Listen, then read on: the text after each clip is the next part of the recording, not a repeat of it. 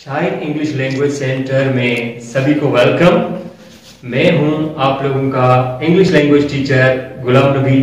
आज जो हम आप लोगों के लिए टॉपिक लेकर आए हैं वो है कंटिन्यूअस टेंस। आप देख सकते हैं बोर्ड पर हमने टॉपिक का नाम भी लिखा हुआ है यहाँ पर।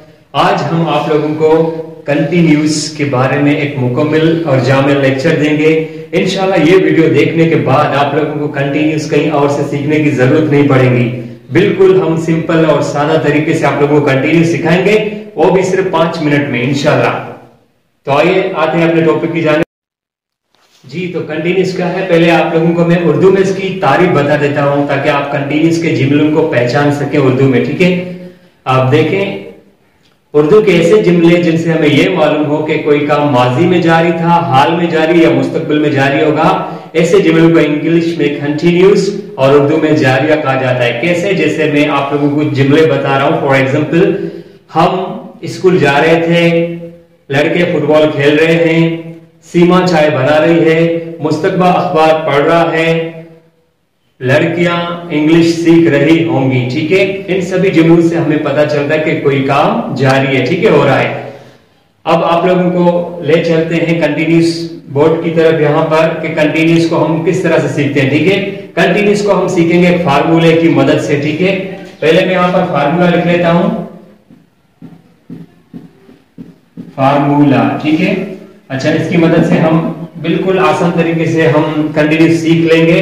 ठीक है, इस फार्मूले के अंदर जो कंटिन्यूअस के 4 चीजें आती हैं, कौन सी आप देख लो यहाँ पर। सबसे पहले सब्जेक्ट, ठीक है, नंबर 2 सब्जेक्ट के बाद हम यूज करेंगे फार्मूले में हेल्पिंग वर्ब, HV। शार्ट में हम लिख रहे हैं HV का मतलब होता है हेल्पिंग वर्ब। ठीक है, और तीसरे नंबर पर इसमें आती है वर्ब की फोर्थ फॉर्म, जिसको ING फॉर्म भी कहते हैं, वर्ब की ING फॉर्म, और लास्ट में ऑब्जेक्ट। ठीक है, इसका फार्मूला बिल्कुल सिंपल है, 4 चीजें आती हैं, आप देख सकते हैं। सबसे पहले इसमें आ रहा है सब्जेक्ट, नंबर 1।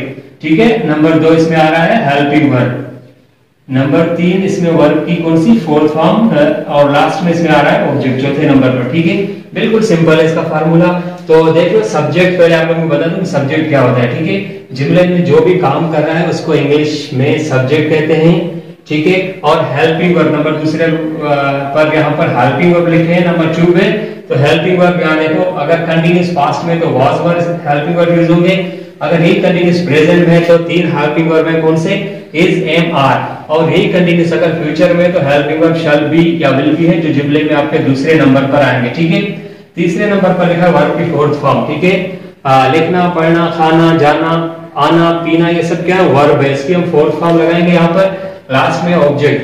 तो सब देख लो, मतलब जुमले के अंदर सब्जेक्ट जो काम कर रहा है, काम जिस चीज के ऊपर हो रहा है उसको ऑब्जेक्ट कहते हैं। ठीक है, हम एक जुमला लिखेंगे यहाँ पर उर्दू में, फिर आप लोगों को आसानी से समझ आ जाएगा कि ऑब्जेक्ट क्या है।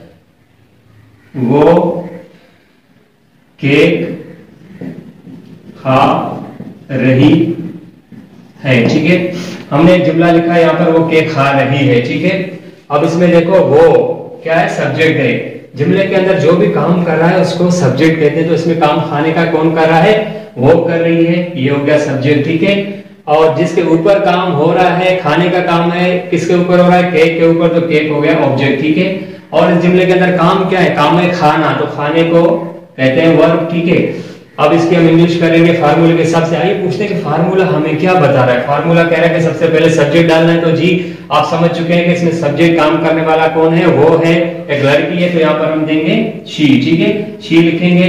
उसके बाद फार्मूला हमें बता रहा है कि आपको हेल्पिंग वर्ब डालना है। आइए देखते हैं कि जुमला ये कंटिन्यूअस पास्ट का है, प्रेजेंट का है, फ्यूचर का है।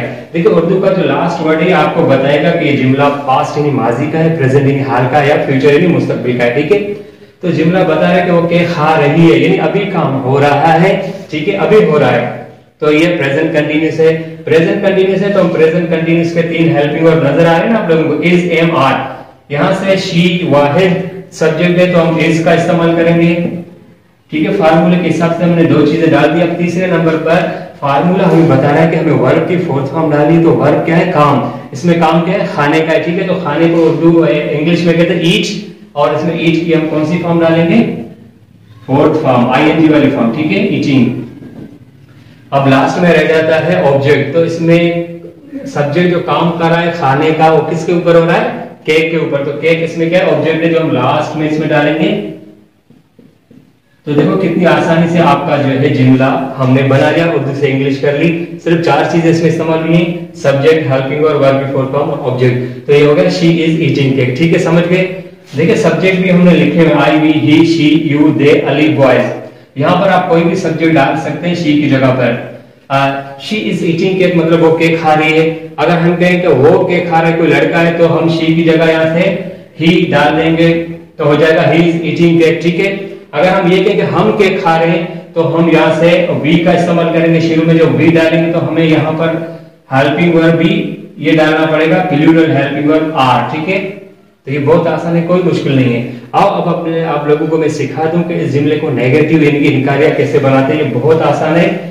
नेगेटिव बनाने के लिए हम क्या करेंगे कि इस जुमले में जो है जी, तो हम नेगेटिव इस जुमले का बना रहे हैं, she is not eating cake. She is not eating cake. हमने इस जुमले को नेगेटिव बना दिया। तो आप लोगों ने देखा नेगेटिव बनाने के लिए क्या करते हैं, कोई लंबी चौड़ी इसमें कहानी नहीं है, सिर्फ नॉट का ही तो इस्तेमाल करना है। देख लो, NOT नॉट। कहां पर? याद रखो कि हेल्पिंग वर्ब के बाद ये जितने हेल्पिंग वर्ब है ना, was, were, is, am, are, shall be, will be, इसके बाद आपको नॉट का इस्तेमाल करना है और जुमला आपका क्या नेगेटिव बन जाएगा। कोई मुश्किल नहीं है नेगेटिव बनाना। ठीक है, सिर्फ नॉट का ही तो इस्तेमाल करना है। पहले था शी इज ईटिंग केक, वो केक खा रही है। अब हो गया she is not eating cake, वो केक नहीं खा रही। ठीक है, अब हम सीखेंगे इसको इंट्रागेटिव बनाना। इंट्रागेटिव बनाना बिल्कुल सिंपल है, आसान है। तो आप लोगों को बताते कि इंट्रागेटिव कैसे बनाते हैं। ठीक है, अब इस जुमले को हम इंट्रागेटिव बना रहे हैं। इंट्रागेटिव बनाने के लिए जो इज है ये शुरू में आ जाएगा। ठीक है, उसके बाद आ जाएगा she eating cake, is she eating cake, और लास्ट में आ जाएगा क्वेश्चन मार्क। तो देखिए हमने इंट्रोगेटिव कितनी आसानी से बना लिया।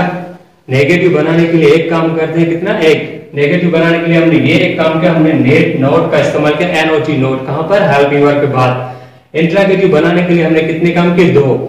हम जो है ये इज को शुरू में लेकर आए और आखिर में हमने क्वेश्चन मार्क लगा दिया। ठीक है दोस्तों, तो कितनी आसानी से हमने जुमले को इंट्रागेटिव बना दिया, कोई मुश्किल नहीं है। ठीक है, ये था कंटिन्यूस। उम्मीद करता हूं कि कंटिन्यूस आप आसानी से समझ चुके होंगे। मजीद हम अगली वीडियो में इंशाल्लाह आपको दूसरी ब्रांच जो है ये परफेक्ट, तीसरी ब्रांच परफेक्ट, इसके बारे में वीडियो अपलोड करेंगे। अगर हमारी इस कंटिन्यूस की वीडियो से आप लोगों को थोड़ी सी भी मोटिवेशन मिली हो तो हमारे चैनल को जरूर सब्सक्राइब करें और बेल को प्रेस करें, ताकि इन फ्यूचर मुस्तकबिल में हमारी वीडियो आप तक आसानी से पहुंच सकें। मिलते हैं अगली वीडियो में, तब तक के लिए अल्लाह हाफिज।